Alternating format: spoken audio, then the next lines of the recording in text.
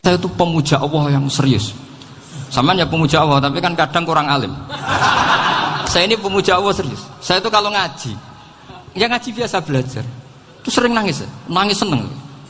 Misalnya saya baca tadi, Miftahul Jannah la ilaha illallah, lung kunci kok dikasihkan. Kita ini masuk neraka gak pantas, enggak bawa kuncinya kok masuk gitu. Harusnya kita ini masuk surga, kita kan pegang kunci surga, gak pegang kunci neraka. Maka aneh kalau kamu masuk neraka itu aneh. Coba kita pegang kunci surga apa kunci neraka? Tapi kadang teman saya suka neraka ora ono kuncine. Karena tidak ada pintunya. Terus saya bilang, kamu kok tahu? Memangnya mau ke sana kata saya. Saya tidak punya rencana tahu neraka. Dan saya meskipun guyon itu serius. Bedanya orang alim sama ndak itu di situ. Kalau orang alim itu guyon itu masih benar, masih serius. Coba saya bacakan ayatnya. Ala inna auliya Allahi la khaufun alaihim wa lahum yahzanun. Terus lahumul busyra fil hayatid dunya fil akhirah. Artinya kalau mungkar nangkir dengan penampilan garang gitu, berarti ada ketakutan apa enggak? Ada. Padahal ciri utama walinya Allah tidak ada ketakutan. Makanya itu termasuk dalilnya Sayyid Muhammad. Tidak semua orang alami seperti itu, karena wali-wali itu la khaufun alaihim wa lahum yahzanun. Wah anak kiai mungkar nangkir buat tidur wedek. Iku rezeki ora kok pertanyaan itu, nak konan santri piye? Lho isen wis kiai dihanjuti mungkar nakir. Malu gak kira-kira? Mesti plengaan konan santri piye? Nak jawabannya gampang karena pernah ngajar tauhid. Makanya Sayyidina Ali ini cerita ini ada di kitab Nurul Dholam. Sama lihat di kitab Nurul Dholam karangannya Syekh Nawawi Banten. Itu Sayyidina Ali itu ya, andekan orang biasa mungkin ya agak-agak hasud, tapi ini wali gak boleh kamu katakan. Dia itu mangkal sama Umar. Orang kok setiap orang pernah dibentak. Apa dia berani bentak mungkar nakir? Penasaran dia. Bagaimana perangnya Umar itu berlanjut enggak gitu kira-kira. Akhirnya minta, ya Allah saya minta kasyaf. Ya karena yang minta Sayyidina Ali karena mau wajah dituruti sama kasyaf. Dilihat Sayyidina Umar pas meninggal itu. Jadi hasud itu ya kadang penting asal baik. Loh betul bahasa Kanjeng Nabi kadang la hasada illa fisnaten. Itu Nabi bahasakan ya hasad. Gus Verson saja yang nafsirkan ghobtoh itu kan gaya-gayanan sebagai ulama. Aslinya Nabi ngendikannya itu la hasada illa fisnaten. Ulama yang ganti itu namanya ghobtoh. Wong Nabi sendiri nyebut hasad kok kamu tafsiri ghobtoh. Ya hasad ya hasad.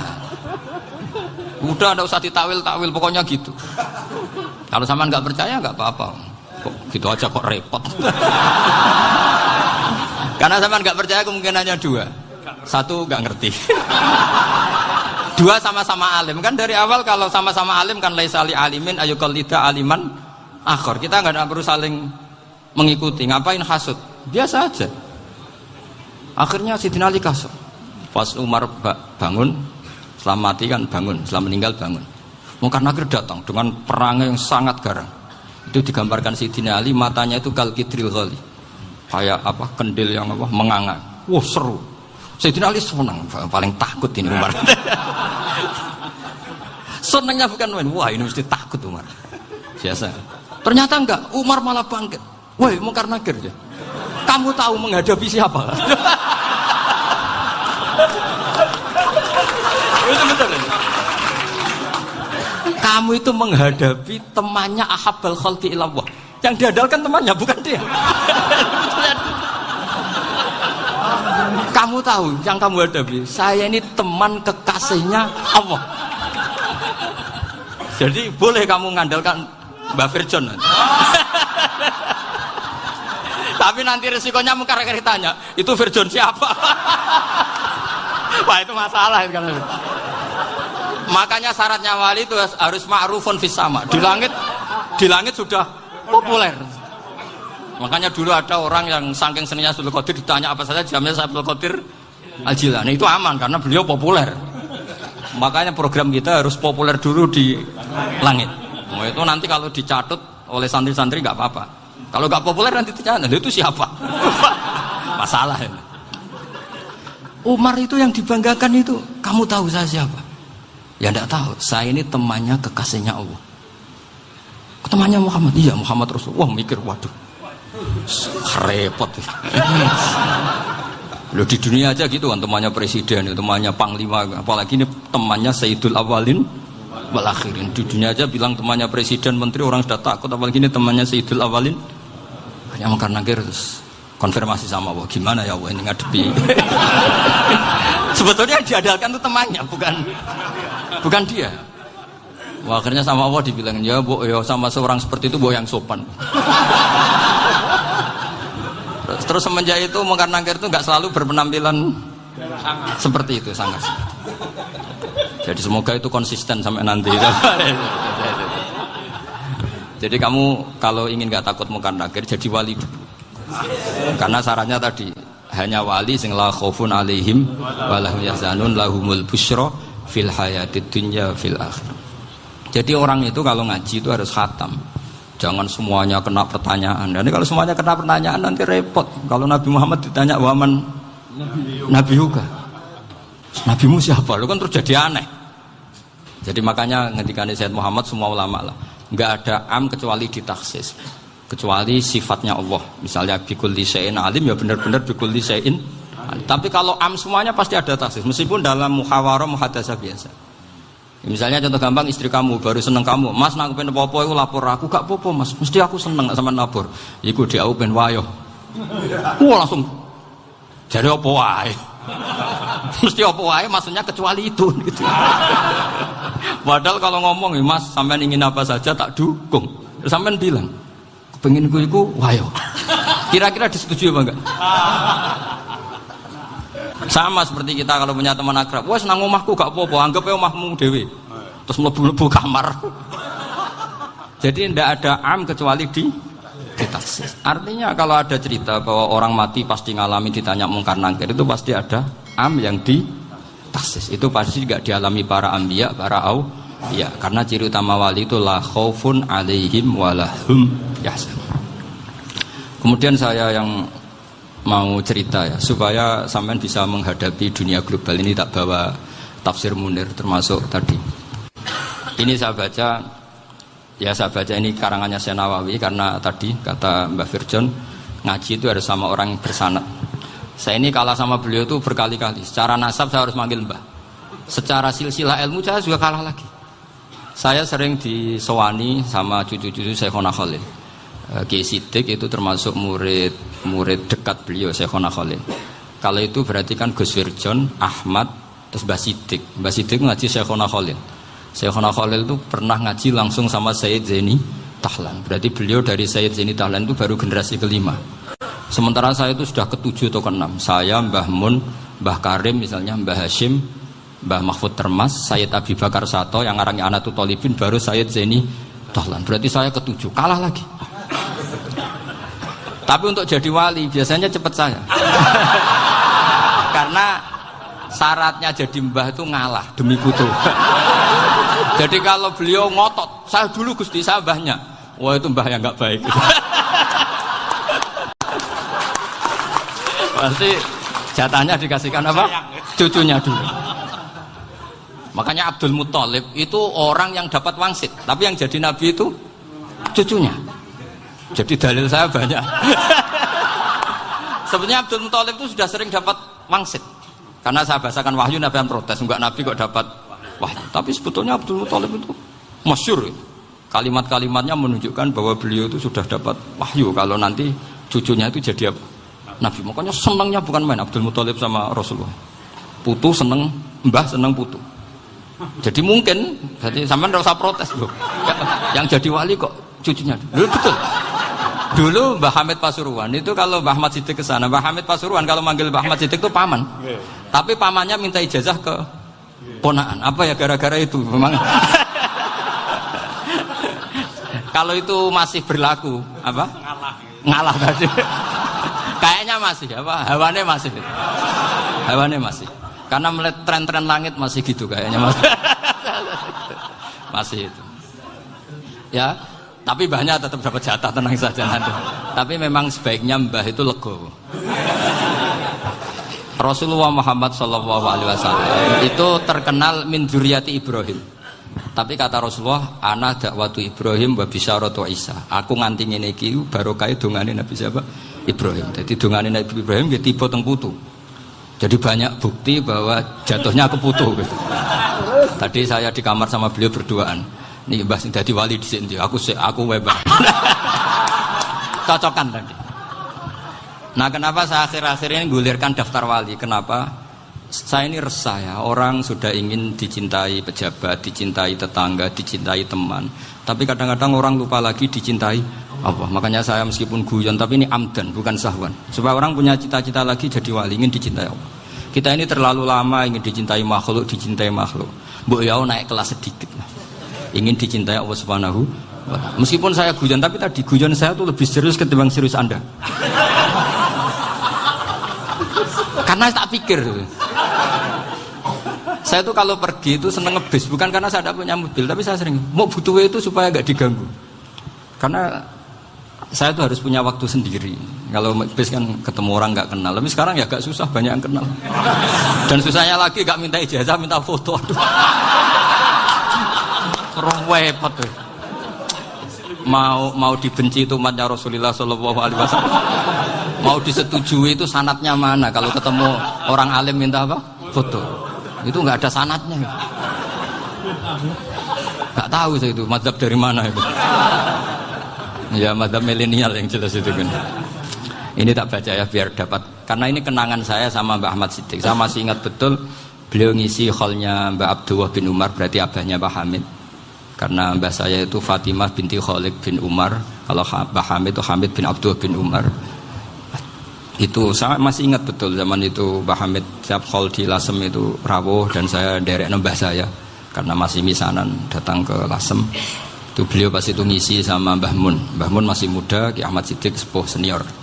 Itu beliau cerita bahwa dulu ketika Indonesia dijajah Jepang itu para kiai mimpi dibacakan ayat Ghulibatir Rum fi adnal ardi wa hum min ba'di walabihim salim. Terus ada kiai yang tanya, takwilannya gimana? Ya nanti Jepang pulang bukan karena kita yang mengalahkan, tapi Jepang ada yang mengalahkan sendiri meskipun tidak kita. Kayak dulu Faris tidak dikalahkan Islam tapi dikalahkan Romawi, tapi yang senang umat Islam. Wa yauma idzi yafrahul mu'min. Itu luar biasa ulama-ulama kita. Delalah kejadiannya Indonesia seperti itu. Yaitu kita tidak mengalahkan Jepang, tapi Jepang pulang sendiri karena dikalahkan apa? Sekutu. Ya ini saya baca. Ini tidak usah dicek bacanya benar apa enggak. Sudah aman apa? Aman. Karena kalau saya salah itu ya sengaja. Artinya ya sengaja saja. Ya biasa maksudnya. Saya kemarin ngisi di Pondok Peloso, di Pondok Al Munawir Jogja. Salah itu ada dua, ada salah yang memang benar-benar salah. Itu enggak apa-apa, bisa dimakfu. Karena mesti sangke wong goblok salah yang terus itu. Ada salah bawaan ilmu, itu repot tuh dadan ini. Karena misalnya kita yang biasa belajar qiraah safah wayah sibuhu, mesti diulang lagi wayah sabuhu. Karena qiraahnya Imam Asim itu hasibah yah sabu bi fathis sin. Sementara kita kalau ngaji kitab kulino yahsibu. Sehingga kita yang biasa belajar safah itu kalau baca kitab itu kayak orang bingung. Kadang-kadang yang ngaji juga bingung. Gus Pak mau cok bulan pilih. Ya tepat-tepatan. Ada yang mengatakan Gus Pak bingung, ada yang mengatakan Gus Pak alim alamah. Ya tepat-tepatan nasib tadi.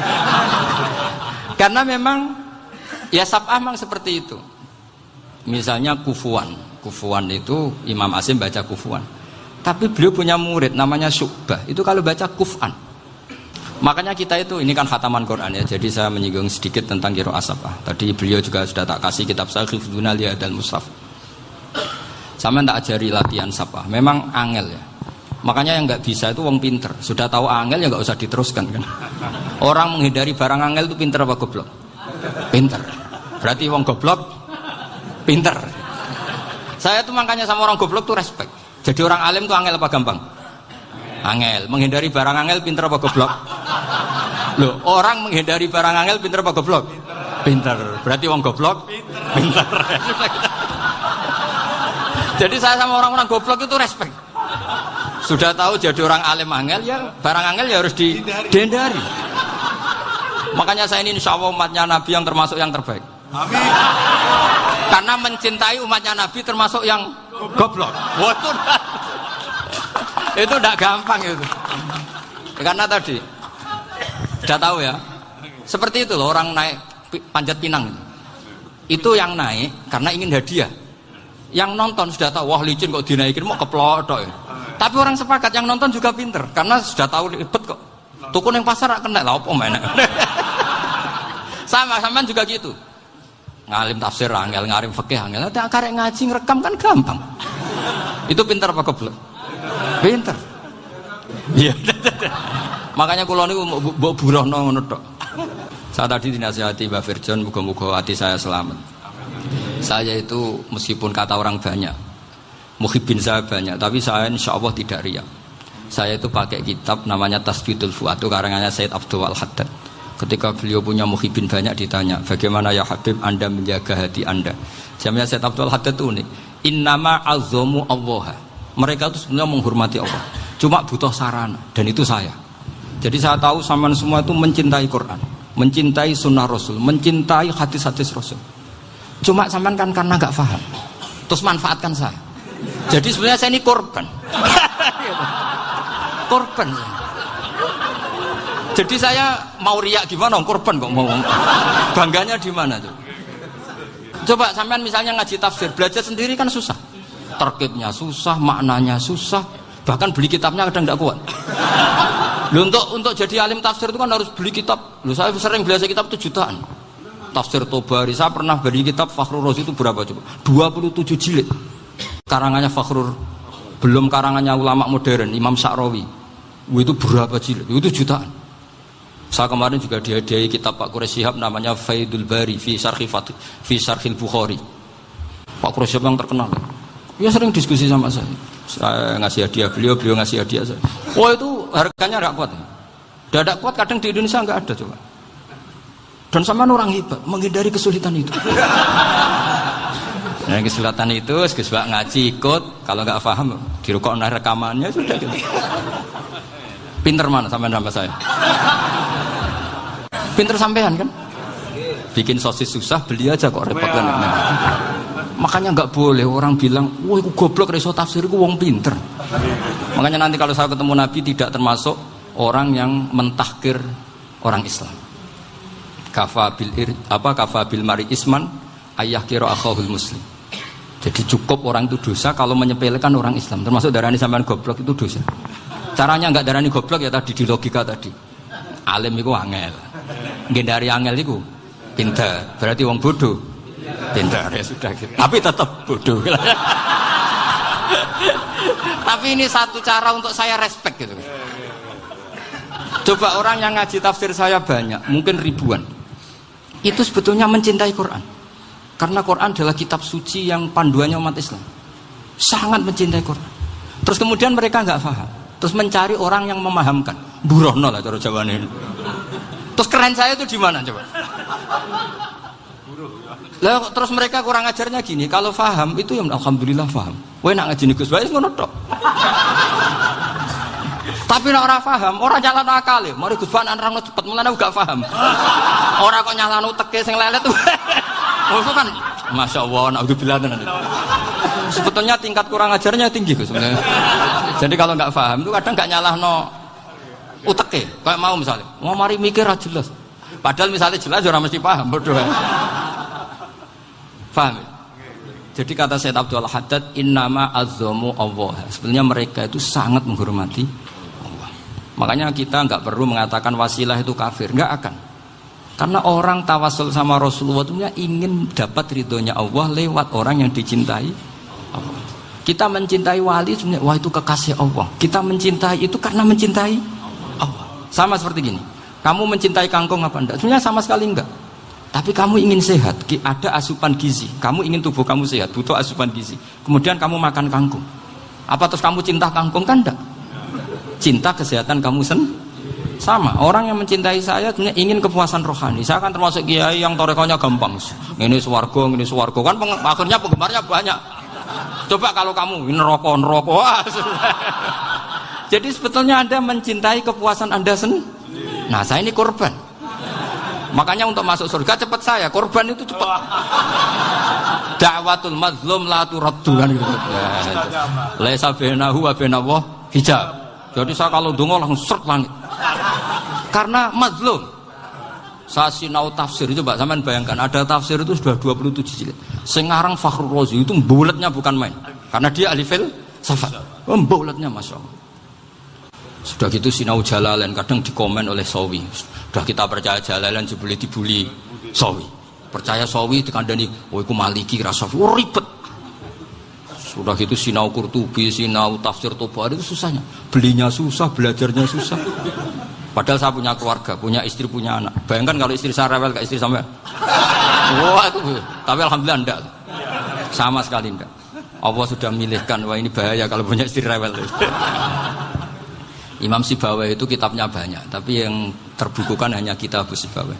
Karena beliau kalau sudah belajar lupa istri. Hanya pas beliau di pasar, kitabnya dibakar semua sama istrinya. Karena dianggap saingannya. Ternyata yang dicerai tidak kitabnya, malah istrinya. Itu Imam siapa? Sibawai. Tapi alhamdulillah kitab saya nggak terbakar, aman. Saya teruskan ya. Jadi untuk menjaga riya dilatih innama azzamu Allah. Sebenarnya mereka itu menghormati Allah. Sehingga wasail-wasail itu sebenarnya nggak pernah jadi subjek pelaku utama, enggak. Tetap Allah. Sebab itu kata Sayyid Muhammad, kamu kok mengatakan wasilah itu kafir itu gimana? Ketika innallaha qad ba'atsa lakum taluta malika. Talut itu ya manusia. PD-nya itu apa? Inna ayata mulkihi ayyatiyakumut tabut fihi sakinatum mir rabbikum wa baqiyatum mimma taraka alu Musa wa alu Haruna tahmiluhul malaika. Jadi beliau PD itu kalau bawa sunduk semacam peti sakti, sing di situ ada baqiyatum mimma taraka alu Musa wa alu Haruna tahmiluhul malaika.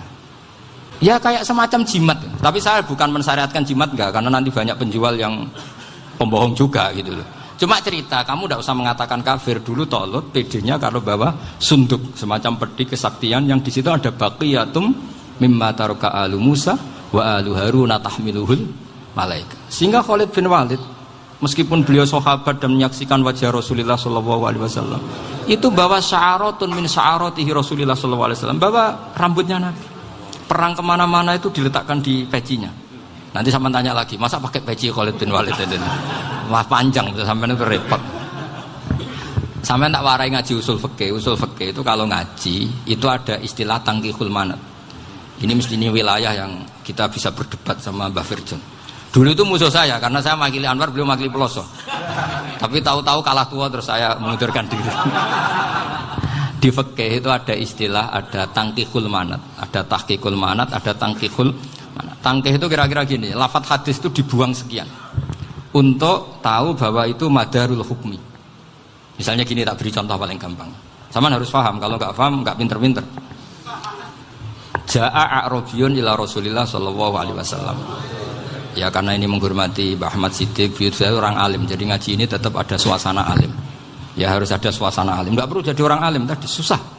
Sudah ngedari susah itu pintar. Sudah itu aja. Jadi orang alim susah, ngedari barang susah pintar. Berarti orang tidak alim pintar. Nah, meskipun tetap sudah kita itu pegangi sampai mati nanti. Loh, jadi orang alim itu repot. Itu kata Imam Ghazali, kalau orang alim kalau masuk surga itu sama Allah nggak boleh. Kif, kamu nggak boleh langsung masuk surga. Coba cari umat kamu, syafaati dulu. Nah, saya takut nyari sampean nggak bisa kembali. Saya tidak punya rencana itu. Pokoknya apa masuk. Golek sampean kuaduan. Aduan balik raroh dewe, wah repot nanti saya. Berat jadi orang alim itu berat. Ya saya teruskan ya. Ada tangkihul manat. Ja'a a'rabiyun ila Rasulillah sallallahu alaihi wasallam. Faqala ahlaktu wa ma ahlakaka qal waqa'tu imraati fi nahari Ramadan. Ya sidang kita, saya ini rusak ya Rasulullah. Kenapa? Karena saya menjima istri saya fi nahari Ramadan. Terus kata Nabi, kamu harus bayar kafarah. Napa Nabi kafarah? Puasa 2 bulan. Wong baru 1 hari aja terjadi gitu kok disuruh puasa 2 bulan. Ya tidak kuat ya Rasulullah. Baru berapa hari saya puasa aja kecelakaan seperti itu. Apalagi kalau sampai 2 bulan. Tidak ya Rasulullah. Ya sudah kalau gitu kamu pertama ngasih makan apa? Itqu raqabah kan, pertama merdekakan budak. Tapi kan sekarang nggak ada budak makanya terus sekarang langsung puasa. Wah ini nggak bisa semua. Ya sudah ngasih makan orang 60. Kasihkan siapa ya Rasul? Ya orang fakir. Saya ini paling fakir. Di kampung saya ini orang paling fakir. Jadi mulai dulu orang fakir itu hubungan suami istri itu paling lancar mulai dulu. Makanya orang fakir itu anaknya banyak. Karena hiburannya hanya itu. Wong Ramadan aja.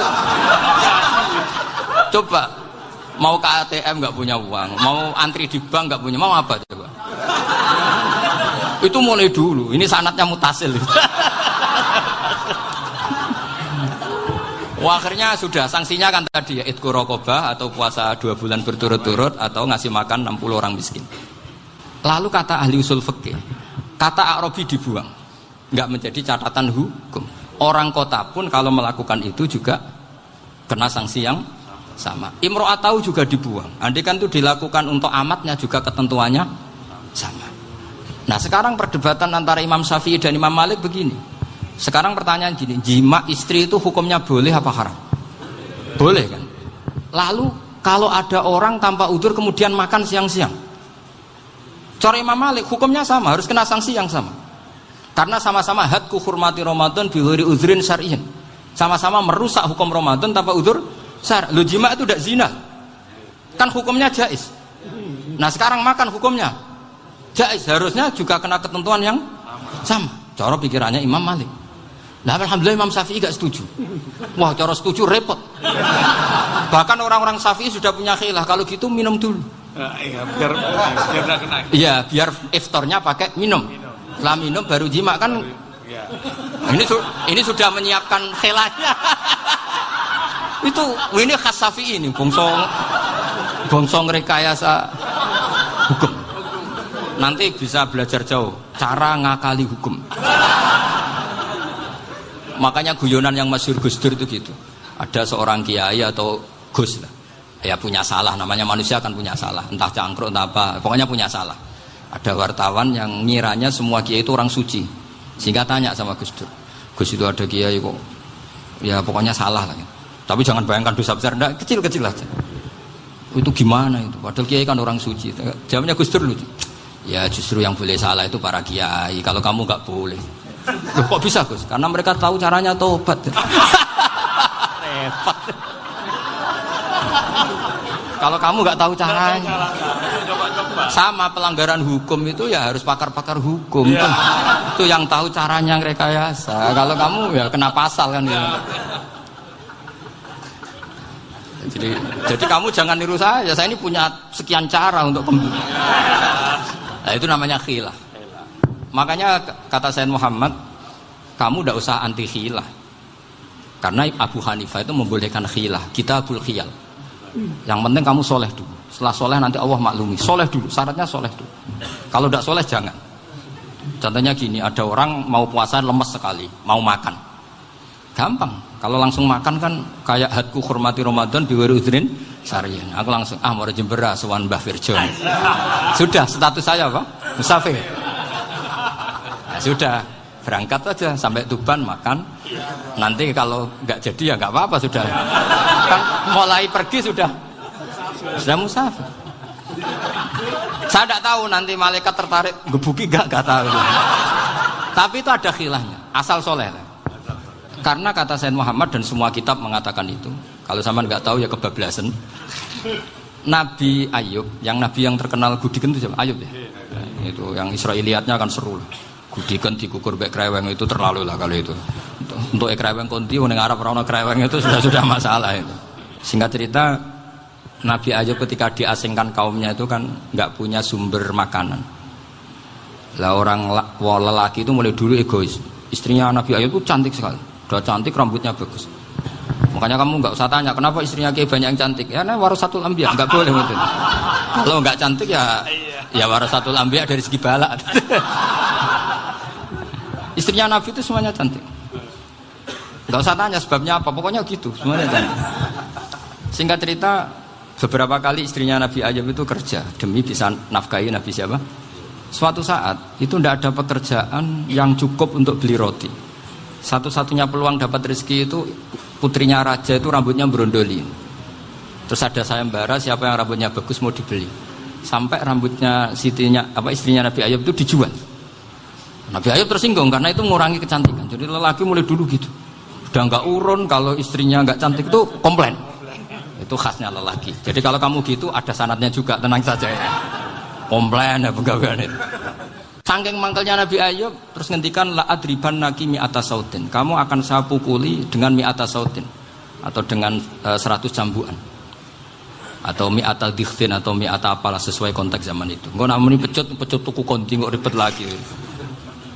Singkat cerita, akhirnya ketahuan bahwa istrinya menjual itu demi Nabi Ayub. Allah nggak ridho kalau kekasihnya, yaitu istrinya Nabi Ayub, wis perjuangan kayak gitu malah kena hukuman. Tapi Allah juga nggak ingin kekasihnya yang bernama Ayub melanggar sumpah. Padahal beliau sudah sumpah, wallahi demi Allah nanti tak pukul dengan 100 kali. 100 kali dengan lidi lah misalnya, contoh yang gampang tuh lidi. Akhirnya sama Allah dikasih satu solusi. Wa khud biyadika dikhsan fadrib bihi wala tahnas. Ya sudah, lidi itu ikat jumlahnya 100. Terus pukul sekali saja. Anggap saja sudah 100. Iku pangeran sing wari ngakali ngono iku pangeran. Tapi syaratnya soleh. Syaratnya soleh. Jadi kalau kamu anti khilaf berarti anti ajarannya Allah di ayat itu. Wa khud biyadika dikhsan fadrib bihi wala tahnas. Itu dulu ada, ini cerita di Ithaf, ini cerita terakhir, ini sudah, sama jangan nama sudah. Terus pengumuman tadi, yang nggak pernah sepuh ngutang saya itu haram tadi. Karena tadi saya punya kewajiban di rumah yang bisa menggugurkan ya kewajiban yang lebih besar. Lebih besar itu ya tadi, bisa pernah guru, pernah sepuh, yang jelas nggak umur. Umur sampean menangkap itu, tua serepet itu.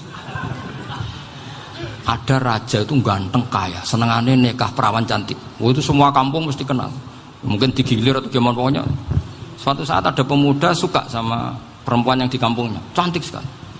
Kemudian pemuda ini ternyata pekerja di kerajaan itu.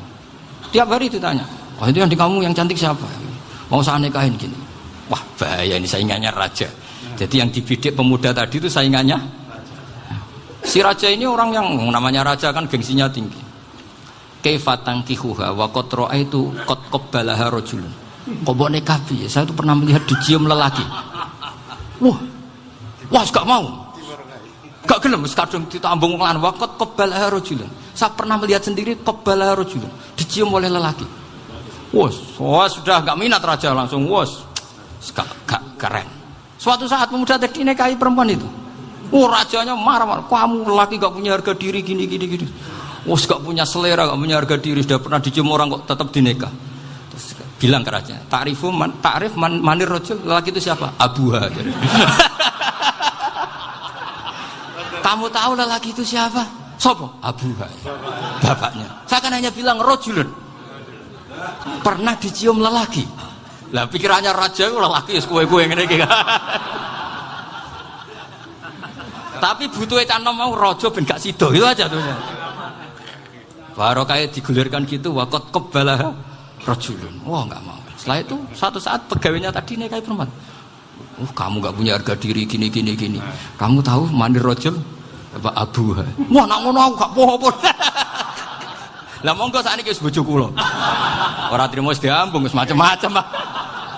Lah itu namanya khilah. Apa? Khilah. Kalau di Balawa disebut tauriyah atau apalah. Tapi saya tidak ngajari sampean seperti itu. Sudah pinter sebelum saya ajarin. Bangsa ngakali kan sudah pinter. Saya kira demikian. Assalamualaikum.